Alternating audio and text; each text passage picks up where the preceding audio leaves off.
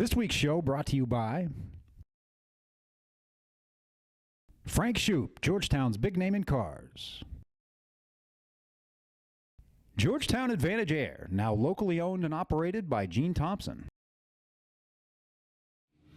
Welcome everybody to the Scott County Cardinals News Graphic Coaches Show, the final boys basketball coaches show of the season. It was going to be the final show either way. I'm here with Coach Hicks, and last week we went to Rupp Arena for the first time in several years, first time in 3 years. Got past Pulaski County and ended with a loss to the eventual winners, the Bowling Green Purples, in the quarterfinals. Great game, I thought, for 3.5 quarters. May have been the best game of the tournament, the back and forth, just up until the very end, and sometimes the shots don't fall. And when I felt like going into the tournament, Cal, we may have been the favorite. And then I went down and watched the regional finals with Bowling Green.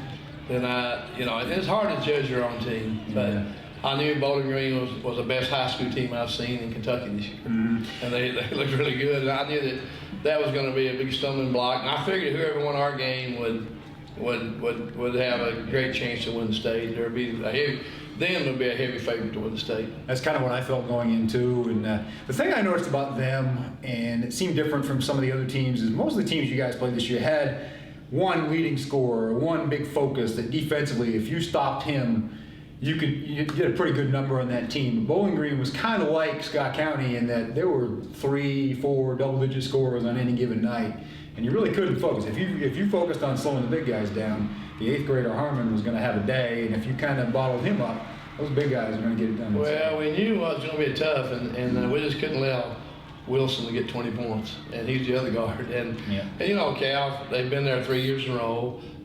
Taylor, Wilson, and Jones, Curran Jones, had all made the All-State tournament team, so had a lot of experience. And then you add Zion Harmon to that mix, and now you've got a pretty team that's tough to stop. We had to put our best perimeter defender, Lorenzo, on Harmon, and then that was a tough matchup because we didn't have really anybody else to match up and guard Wilson. And some of our guys, like Bryce, is our best defender on the wings.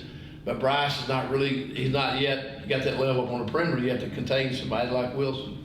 And like nobody else we had there either, so nothing to Bryce, but that was a tough matchup for us. Then inside, we matched up pretty good with Cooper and Michael on Jones and Taylor, but then when they bring Key in, about 6'6", 6'7", and strong, athletic, and they kind of let him play too. They let him bang around a little bit. And they let him. Boy, he just went in and cleared everybody out. But they were. We didn't lose to no bad team. But when I saw him play that night coming back in Bowling Green, I told my wife and I both said we watched them and I said, gosh, they're good. They're really good. They're going to be a hard team to beat because Harmon, and everybody says an 8th grader, and he may be a 5th grader, but he's also probably the best. He might be the best guard in the state of Kentucky this year. He's really, really good. So you had a guy like that in your team. I think he had 23, 24 in the state championship game. That's no 8th grader. Anytime you're ranked number 1 in the country by some scouting reports in your age group, you're a force to be reckoned with. Yeah, he's really, really good player. He'll be playing on NBA. He may not be on Bowling Green next year. Who knows? No, he won't be. He'll be somewhere because I think he come to join that team through the AAU circles because they were probably one guard away from having a great chance to win the state championship. And give Coach Sherrill and that team credit. They had to win it. They had to win it, and they did. But Cal, I'd like to say that it's been really fun this year. Yes, it has. It's been a project, and I really appreciate the news graphic and you all doing this, and I hope it's something that we continue.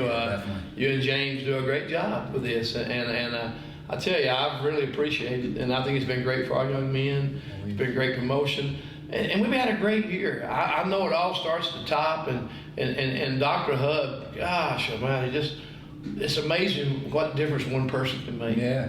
And he's turned this, just the whole county. I never seen anybody done so much in such a short amount of time, and I really appreciate what he did to get behind us and get behind our team and our school in our quest to the state tournament.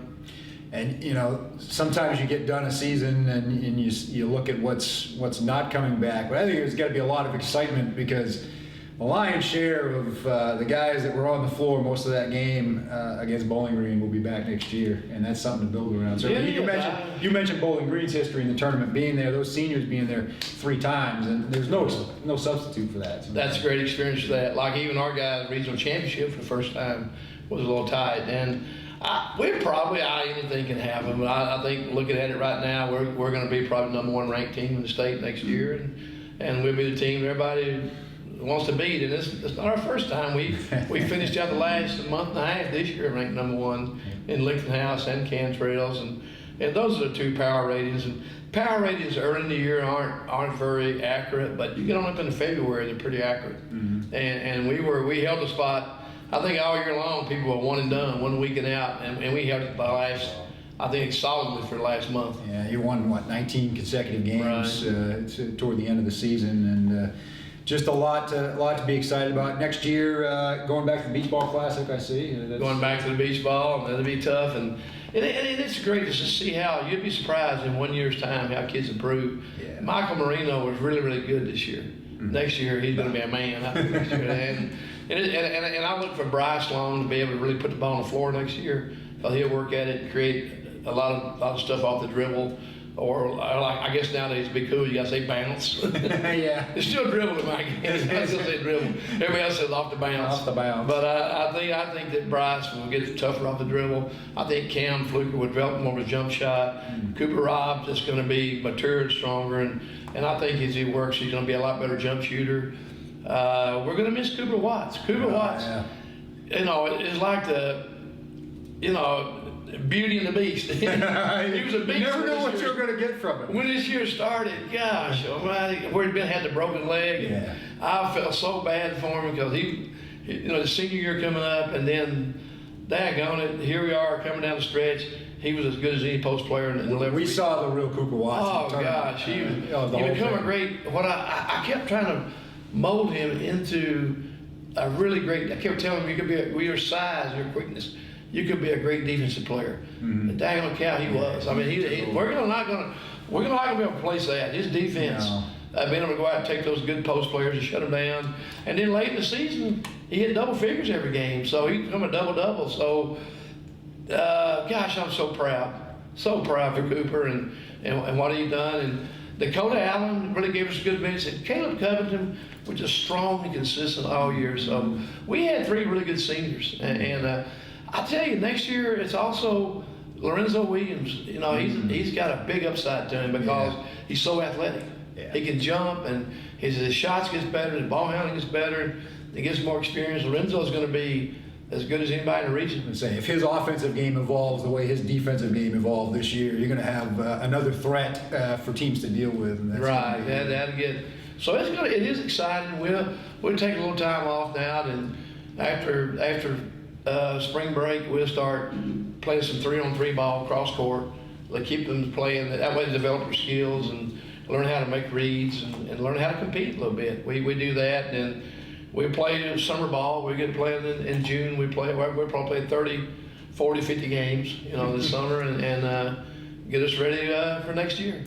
You got some young guys that you got into the lineup too toward the end of the year. Some freshmen, some young kids that I would imagine you're expecting them to make a step up. Well, I say Jalen Barber got a big upside. Jalen just got to learn how to work and learn how to just develop, learn how to play basketball. Mm-hmm. Great athlete. Taryn, gosh almighty, Taryn is just so good. Gosh almighty. I think he shoots the ball so well. He scored in the better part of the game he got in. Yeah. Him and KJ would score every time, and they get in the ball game. So their upside is really, really good. And also off the JV team, there's some really good players there. And then Landon Easley. Landon, we've been expecting big things out of Landon. If we can get him in some individual work and just get his individual game down, he plays hard. And he's got the things he can do. So he's obviously an athlete. He stepped right onto the baseball game and had the game-winning RBI last night. You got some athletes that you're bringing back. So there's a lot of things that are upside. Like I say, we're not going to surprise anybody next year. That I think we're going to be #1 preseason team in the state. To be honest with you. Yep, and the region never gets easier, and the district never gets easier. There's a lot of good juniors next year. There were a lot of good sophomores this year. I mean, a lot of good juniors this year in the state that will be seniors next year. I think Henry Clay and Bryan Station bring most of their team back next year. They'll be seniors. Lexington Catholic has some really good seniors.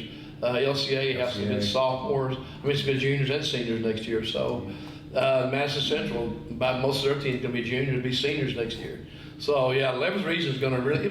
11th region is really going to be strong this next year. They're going to be a lot of senior-oriented teams that they're not going to roll over by no means. We've got to get ready to play. Well, I know it was a fun season for me to see this level of basketball and see this team progress throughout the season, and I'm looking forward to seeing some games this summer and not rushing away summer because it's my favorite time of year. But I look forward to next season as well. For Coach Hicks, I'm Cal. It's been great bringing this to you every week, and we look forward to next season. See you on the sidelines.